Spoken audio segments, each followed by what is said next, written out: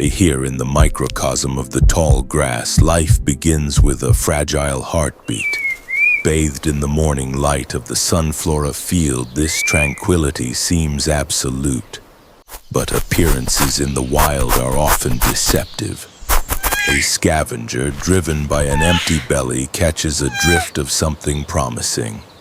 But within this ecosystem, beauty is rarely without function. Sylvian arrives not with claws, but with a sophisticated chemical purpose. Its ribbons release calming pheromones, a potent sedative weapon designed not to kill but to pacify. Within moments, the predator's aggression is chemically rewritten into apathy. With safety restored, the matriarch reassures the next generation, a bond forged in static energy and touch. For the Eevee line, the pack is the ultimate survival strategy. Hunting practice begins early, though success is not guaranteed. Even the smallest prey fights back. Survival requires versatility, and one must feast while the sun allows. But time is fleeting. The golden hour is fading, and the safety of the light retreats. The family must move on. The air grows heavy here. We have entered the Emerald Lung.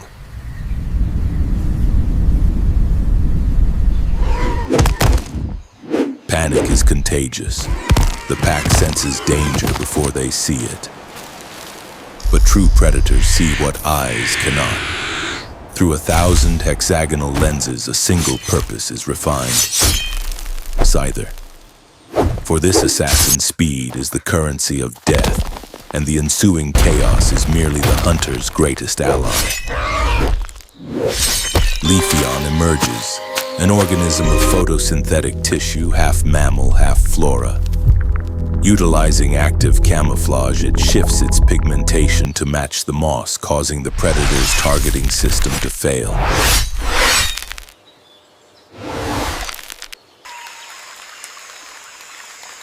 Target lost. A distraction provides a fleeting window of opportunity.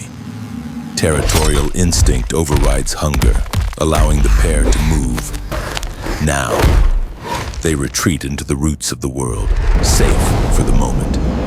As the predator moves on, the forest swallows its secrets once more.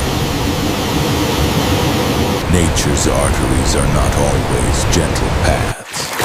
On these slick stones, one misstep breaks the thin line between life and death. Panic becomes the enemy of buoyancy. But some are born of the current, cells that mirror water itself, blurring the line between solid and liquid. It offers a lifeline in the abyss, calling the young to dry land. Safe. But the river has other darker guardians. The deep protects its territory jealously. An ancient temper is waking from the silt. Gyarados. Once targeted by this leviathan, escape seems impossible. It unleashes a hydro pump. It is a battle of agility against brute force. Blind rage has its price, and while life continues blissfully unaware on the surface, size dictates the victor below.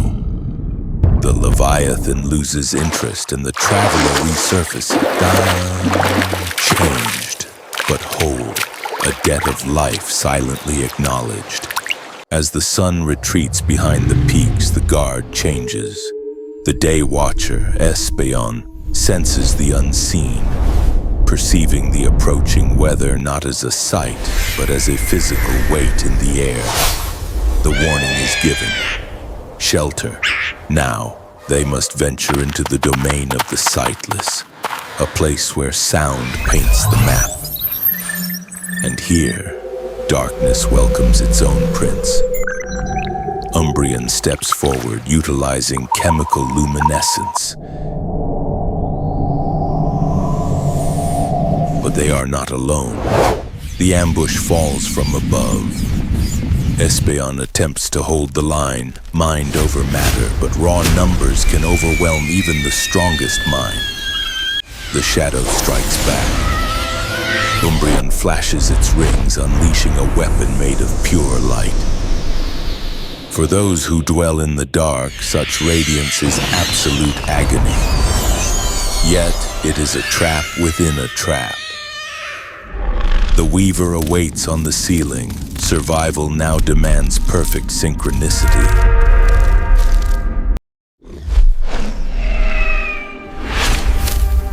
Precision. With a burst of dark energy, gravity becomes merely a suggestion. The hunter suddenly becomes the fallen. They race towards the light. The circadian cycle is complete. Sun and moon, united by blood, stand together. Two paths, one family. The landscape shifts violently. Here, the earth does not nurture, it consumes. For soft flesh, every step is a trial, and the oppressive heat acts as a silent predator, draining the very will to go on. But for the Fireborn, this hellscape is merely a blanket. Flareon's biology is engineered for combustion, but it hears them first.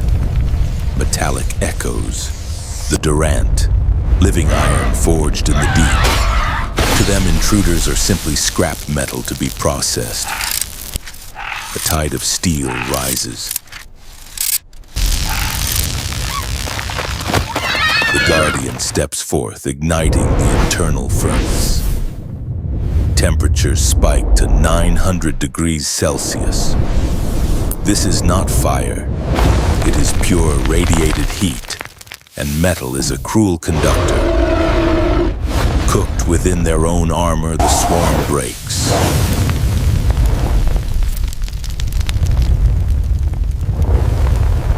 The heat is so intense that even stone weeps. As the engine idles and the threat retreats, a weapon becomes a hearth.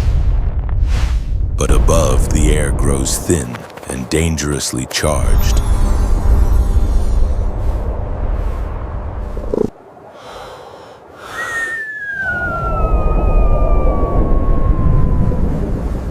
We have reached the static highlands where the ground meets the storm. The air here tastes of ozone. Jolteon's muscles vibrate like a tuning fork, every hair acting as a sensor for the voltage building in the atmosphere.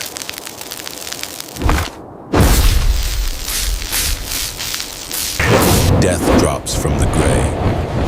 Skarmory, the living blade, feathers of steel, razor sharp. This is a contest of speed against steel. Blink and you miss it. Jolteon moves faster than the eye can follow, dodging a rain of knives. But lightning does not run in straight lines. Jolteon claims the high ground, becoming a living lightning rod, calling the storm, harnessing the heavens. Overcharge. The predator realizes too late. It is made of metal, and metal conducts. A perfect circuit is formed and the bird is grounded. Respect is earned in the flash of a second.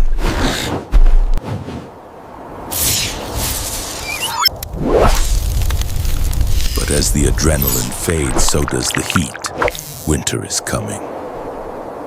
To endure this cold is to slow down time itself.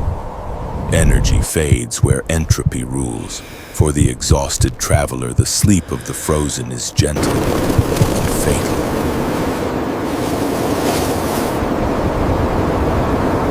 Until the Ice Queen arrives. With flesh turned to diamond, Glaceon manipulates the very moisture in the air. Absolute Zero becomes a shield, creating a sanctuary of frost against the biting wind. Suddenly, the mountain moves Mamoswine, an ancient plow built to weather the ages. An unstoppable force meets an immovable object. But there is no violence here. Respect recognizes respect.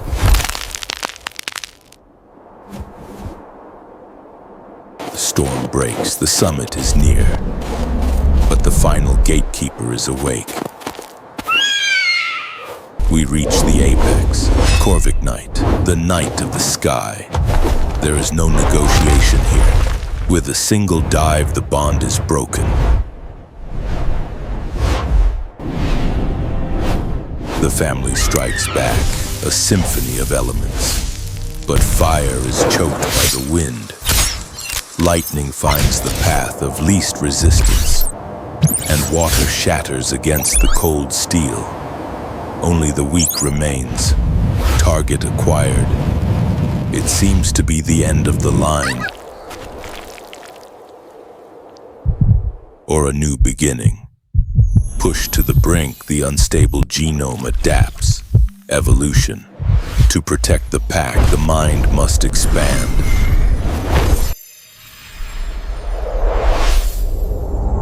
Espeon, the sun Pokémon.